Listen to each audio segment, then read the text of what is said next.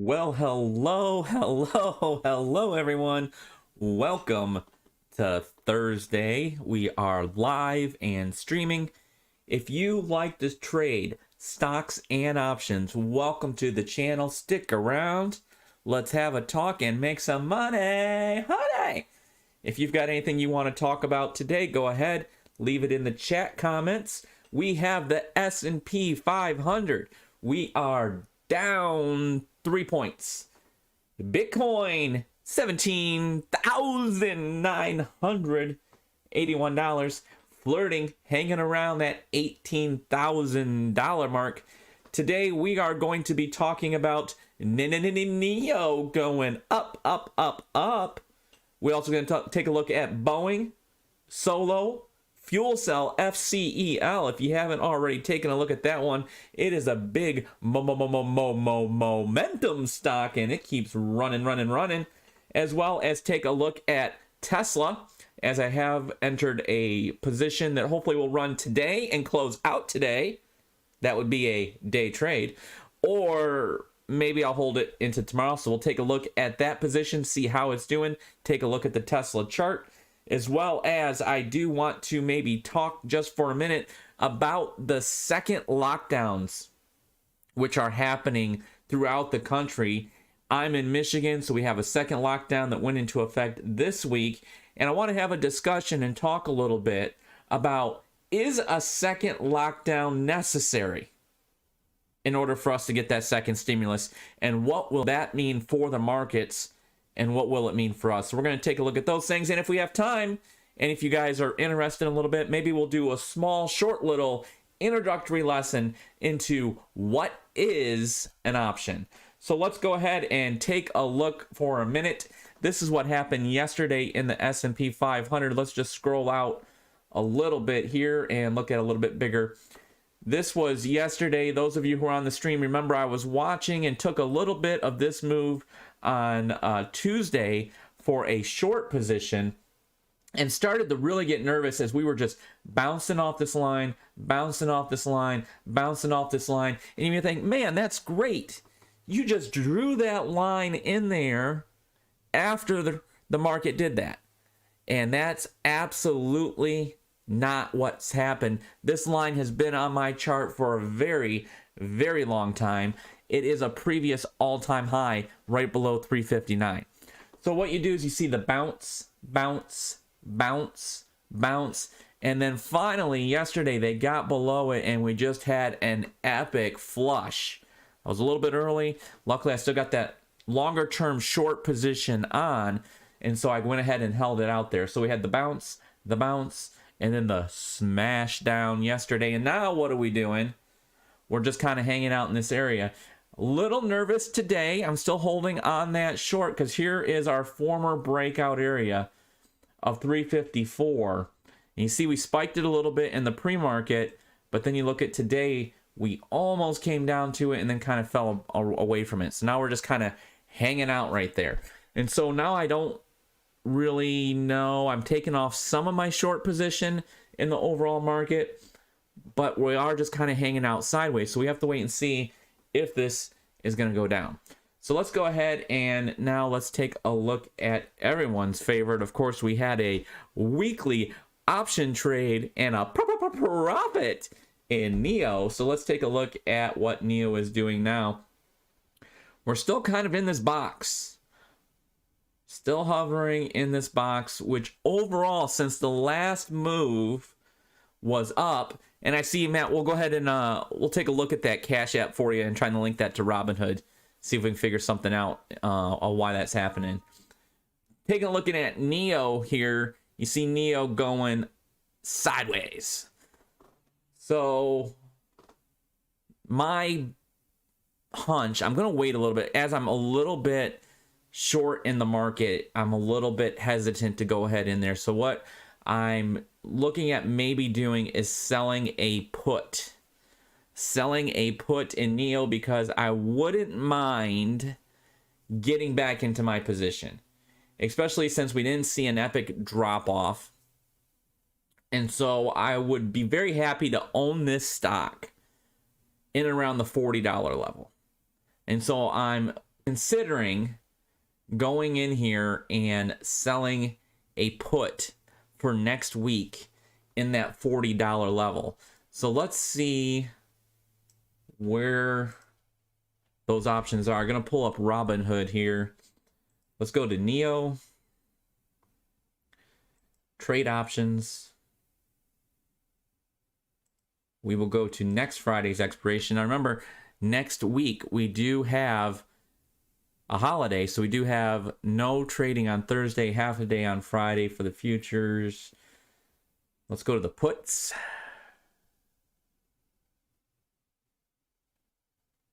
And apparently, so it looks like apparently no one really thinks that NIO is going down because it's 52 cents to sell the put. So that means we would get $52. I mean that is that is 20. NIO would have to come down 20%. So the chances of us getting our stock at the 40 is not great. Let's take a quick look at the calculator here. So that would mean that, now remember, an option is 100 shares. So we would have to have $4,000 of buying power, essentially, divided by 51. Oh, I did that wrong. 51 divided by 4,000, go the right way. 1.2%. So if I sell this put right now, worst case, NIO doesn't come down to 40. Maybe that's the best case. So it doesn't come down to 40. And then it doesn't go down to 40. It's probably going to be the best case, worst case. So if NIO doesn't come down to 40, I won't buy the stock, and I will make 1% in the next week on that $4,000, which actually, if you're using margin, it's double that because you'd only have to use $2,000 of cash. So you can make 2% a week by selling this put. And if NIO comes down to 40, I get to buy it and keep the $52. Let's take a look at the chart just for a second again. See how I'm finding that support? If it comes down here, it should get another bounce. That's previous support. You know what? Let's do a live trade. Let's do it. So I want to sell this put, and I will get $52 in credit. Continue. Nice tight bid ask here too. So I will do one, and I'm not going to fight over that extra dollar here. So let's go 0.51. So I should get filled right away. Review the order.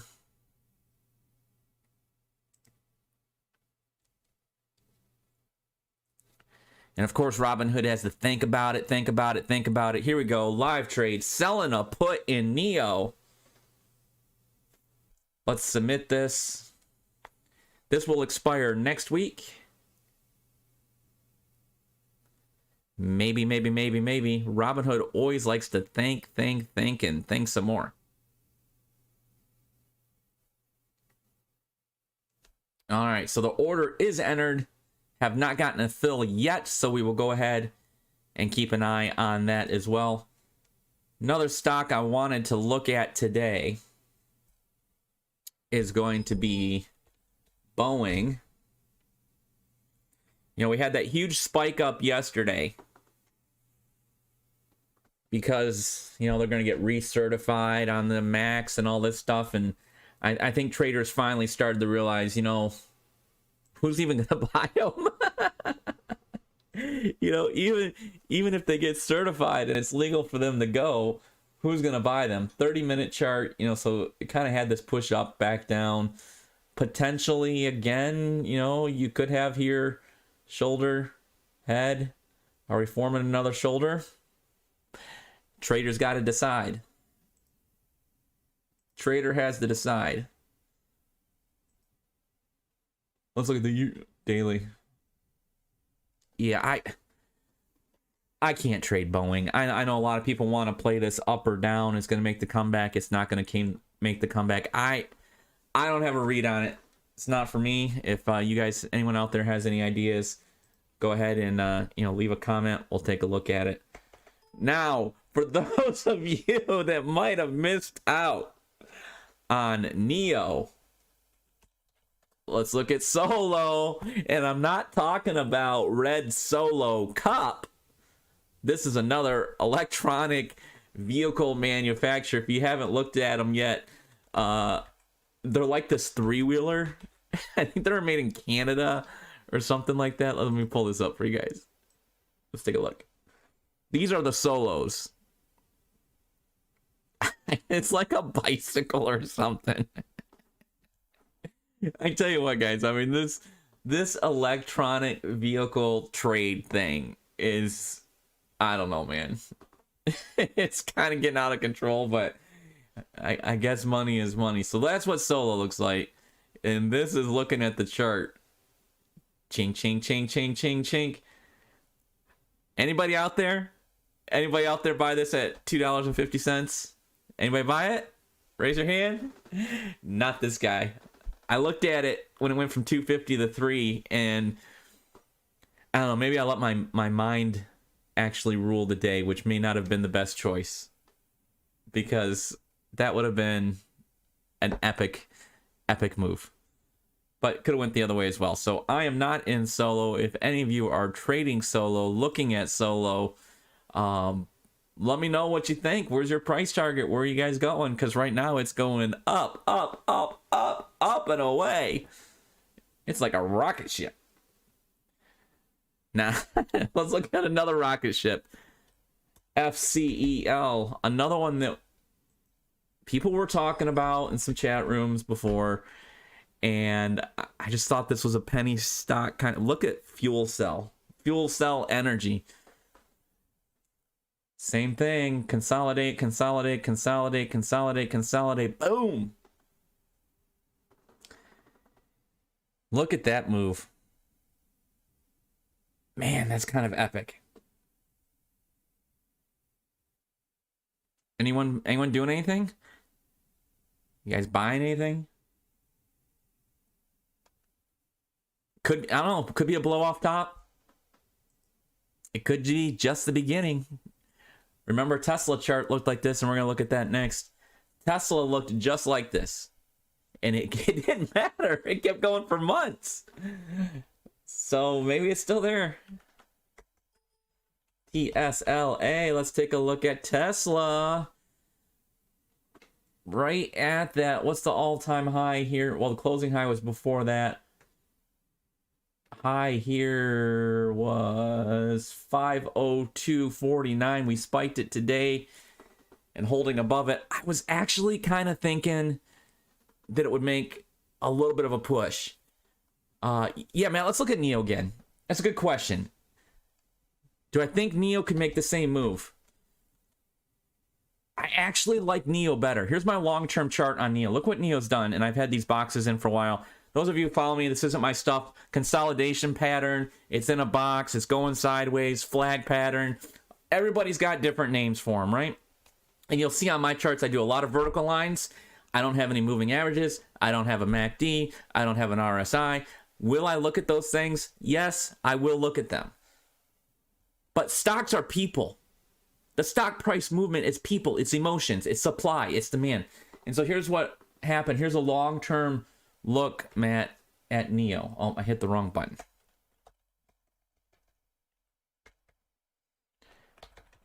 NIO. Look at NIO. Way back here, moves up, goes sideways. Moves up, goes sideways. Moves up, goes sideways. Moves up, goes sideways. Moves up.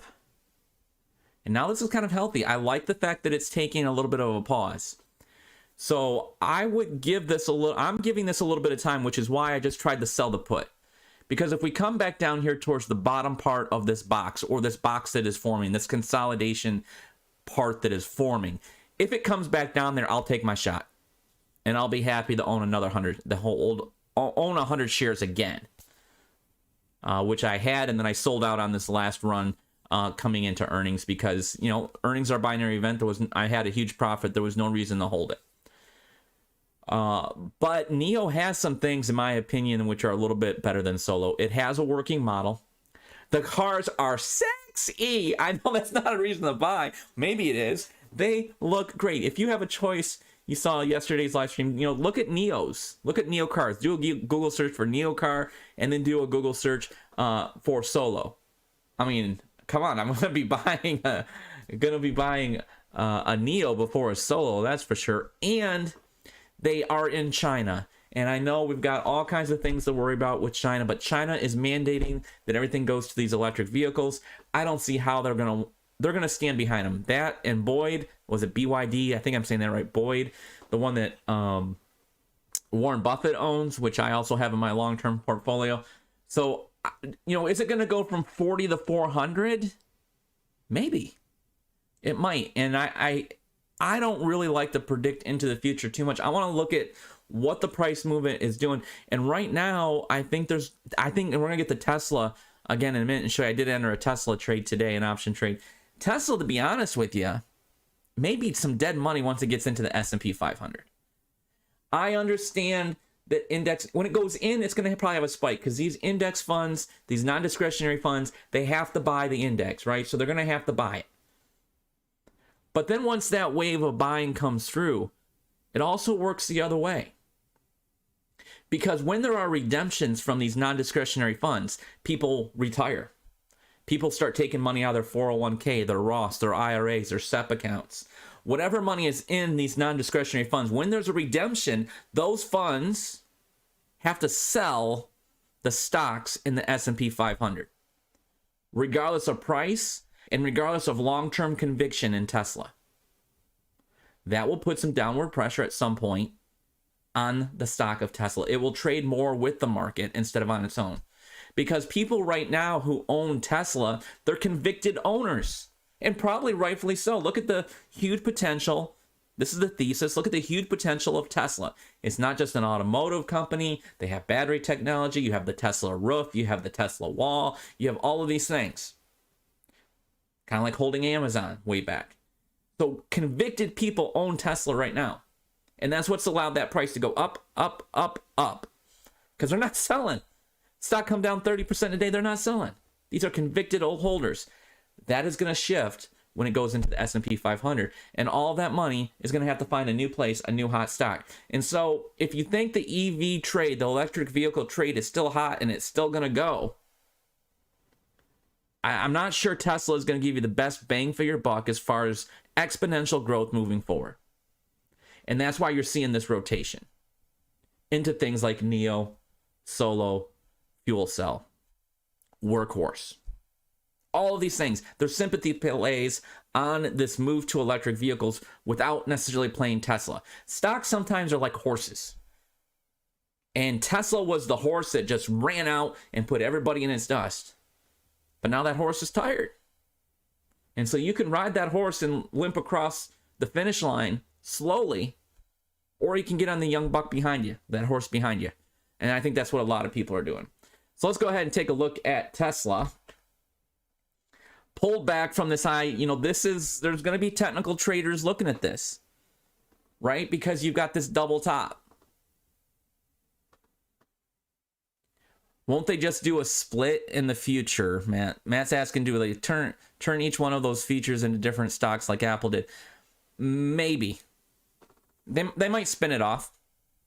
They might spin it off, especially as they get larger. If they have, it's a great question, Matt. If they have exponential growth in those other segments, yes, they could spin it off. Absolutely, they could spin those off into new companies. And so there's all kinds of potential there. I'm not saying Tesla is a bad buy. Long-term hold if you like it. There's some technical things right here. Now we're at this double top territory. Just looking at the chart. We're in this 500, 508 range. And the question is this going to be a double top and a pullback, double top and a pullback and a go? Is this a false breakout and a go? I thought there would be a little bit more momentum today as we ran into those all-time highs. I thought for sure there were going to be people up here just with buy stop orders, just waiting to buy it when it got up there. And so far, I'm not seeing that. And it might be hurting me because I do have a Tesla trade on. So let me pull this up and we can take a look at it. see how we're doing, show you the trade I made today, this morning in Tesla, kind of expecting this move to go back up. And yeah, it's not working out so well for me. So we'll throw it up over there. Here's the chart. Here's my Tesla trade.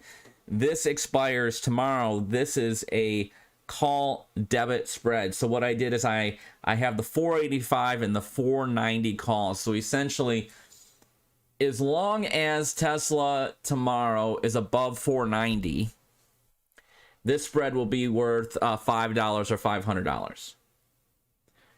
I put it on this morning as we were making this run up at a cost of $3.45. My price target is, and this order is already entered to take it off. It when and if this spread gets to $4, I'll take it off. The order's already in. And I'm going to evaluate this at the end of the day. If we keep seeing this leak coming down in Tesla, I might just take it off and take this loss. Right now, we're sitting at down about $84. And so the potential gain is going to be about $50 per contract. I have 3 contracts. So max gain, as I've set it up, is going to be about $150 on this trade. Fairly minor risk, and not very much capital really at risk either in this trade. And so I played that because I thought when we got through this all-time high, I thought there would be some more buyers there, and I thought we would see a little bit more of a push up. This spread was up at one point as we spiked through the highs, but now we've got the pullback. Now, is it potential that we're going to see an end of the day jam session to push through it? And I think absolutely. Absolutely, it's potential. So I'm going to monitor this and hold on to it. That is my Tesla trade.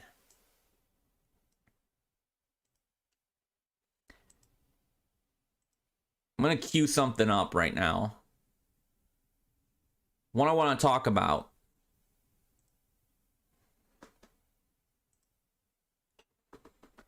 is a second stimulus requiring that we have these second lockdowns? Nancy Pelosi and the Democrats, and even the Republicans, I guess a little bit as well, everybody in Congress, all of them, have really kind of dug in their heels along partisan lines on this. And they refused throughout the summer and throughout the fall to get a stimulus passed. They didn't really extend a lot of these benefits, and we certainly did not get second checks. And so is part of the motivation, or as often has been said before, never let a crisis go to waste, is part of the reason we're seeing this extra push in lockdowns to facilitate and to gain support for a second stimulus bill, extension of unemployment, extension of rent forgiveness, student loans, all these things that we saw during the first relief bill. And potentially now, with a Democratic president and maybe a Democratic majority in both the House and the Senate. This is Governor Whitmore of Michigan on Sunday doing a live press conference, letting everyone know that their state, our state, my state, is going into an additional lockdown. No dining, high schools closed. This is not unique to Michigan. This is happening everywhere. This was live at her press conference. We're going to watch it together. I just want you to listen to a little bit as she does talk about what is happening and the impact on the economy and the need for the federal government to step in. Is one hand forcing the other? Let's take a look, and you guys can decide.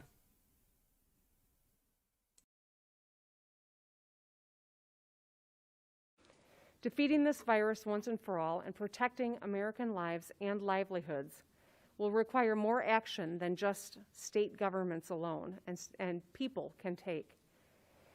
I know that the action of my administration today will save lives and will have a positive impact on families and frontline workers, and ultimately our small businesses will be impacted. We're working to make sure that we help through this moment. But we need help from the federal government as well. Through these tough times, we need more leadership at the federal level so we can make it through this winter. It's going to be a tough winter. The United We need help from the federal government. This is going to be a long, hard winter. How are they predicting the future? Maybe it's because they control it. The United States accounts for 4% of the world's population, and yet we also account for 20% of the world's COVID cases and 20% of the world's fatalities. We as a nation have got to come together to fight this virus. As the president prepares to leave office, part of his legacy will be determined and shaped by these last 66 days. President Trump has an opportunity to meet the needs of the people of this country and extend life-saving support to Americans everywhere. And I hope that he and Leader McConnell and Speaker Pelosi can deliver a recovery package, help for unemployed workers, small business assistance, support for locally owned restaurants and all restaurant workers, and resources to give our kids the educational support that they need. This stimulus is critical for our families and good for our economy. Now remember, the reason that our economy came back as strong as it did was because we had an aggressive plan and federal support in the early months of this pandemic. They did it once and it worked. Now we need help again. Every single one of us. They did it once and it worked. They helped us before. They need to help us again. And look at the jab that she took at Trump regarding that. It's your legacy, sir. The next 63 days and what you do or don't do related to the second stimulus will be your legacy. And deaths will be on your hands. So maybe this will get us our second stimulus. Maybe all of these lockdowns are required. Some conspiracy theorists would say that the lockdowns may actually be required to get that stimulus through. And so maybe that's why they're happening, because they couldn't get the stimulus done as things were improving. And so now we've got a rapid spike in cases, and we're going to lock everything down again. Close them down because you helped once, Mr. President, Congress, and we're locking down again. So you better help us again and send out those stimulus checks. That's all I got to say about that.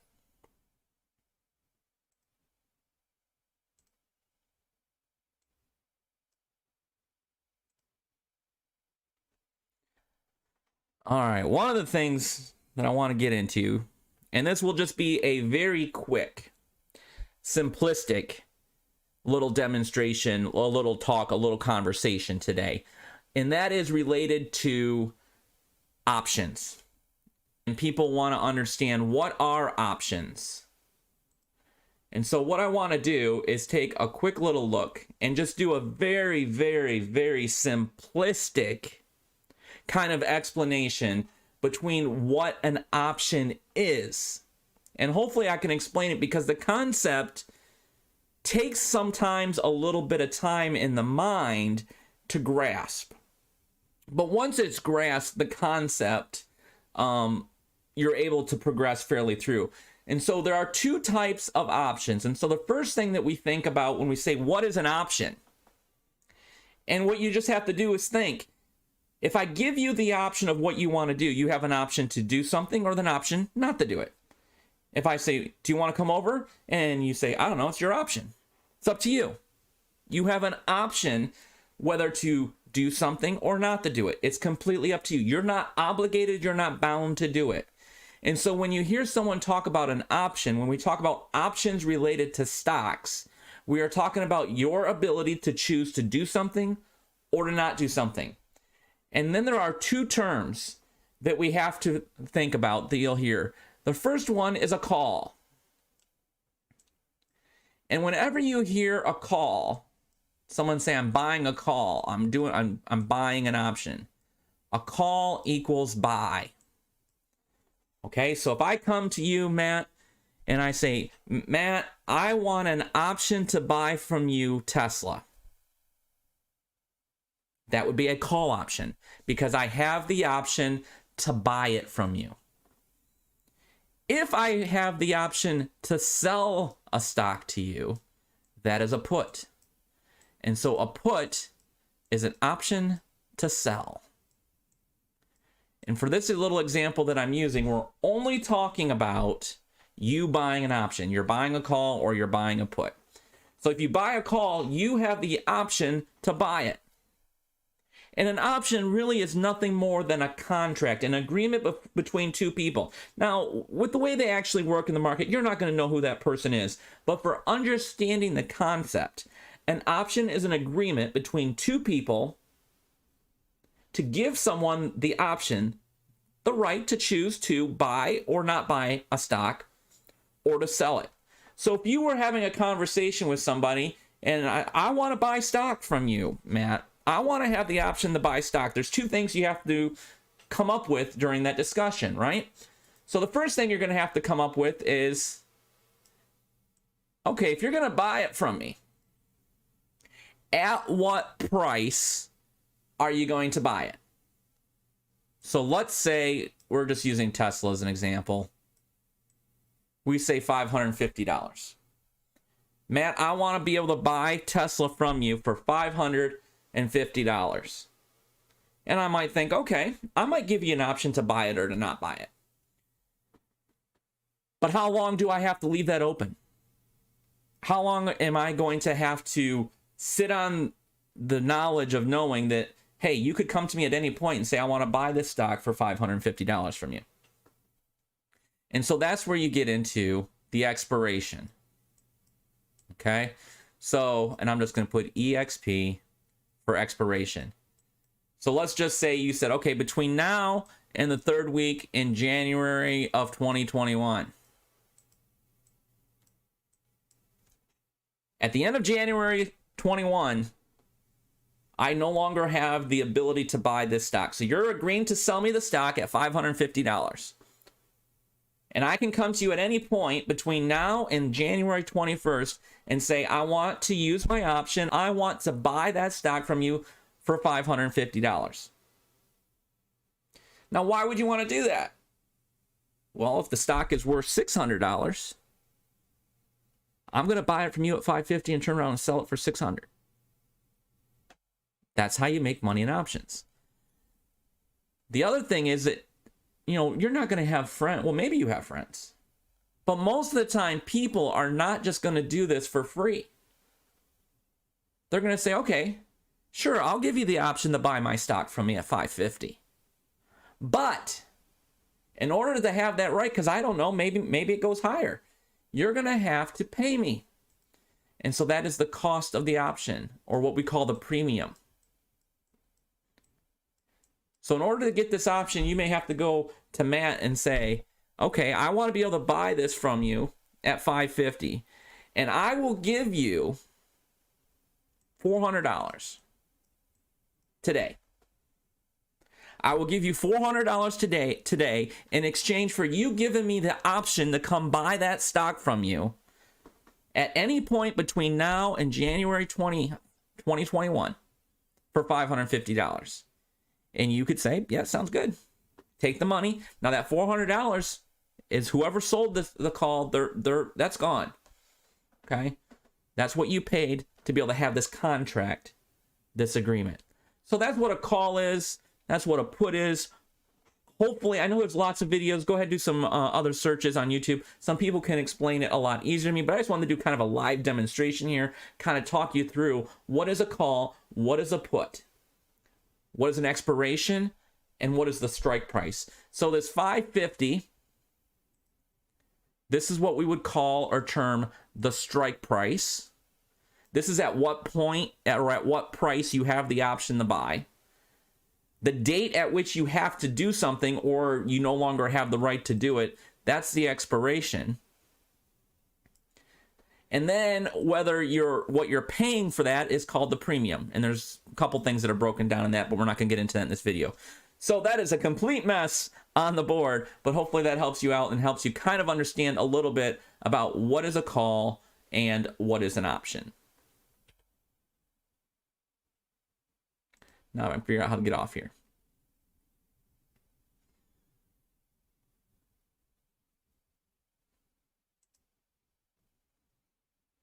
Oh man, time got away from us a little bit today. Let's take a final look at the market. See what we're doing. Is Tesla coming up? What are we doing in the spiders? Man, we are just kind of hanging out.